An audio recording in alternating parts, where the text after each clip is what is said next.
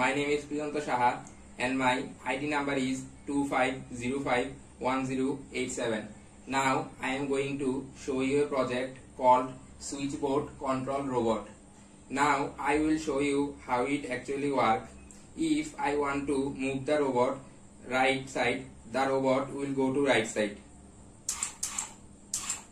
And now if I want to move the robot left side, the robot will go to left side. And now if I want to move the robot forward, the robot will go to forward. And now if I want to move the robot backward, the robot will go to backward. You can see the overall project: right side, left side, forward and backward. And that's how we can easily control a robot.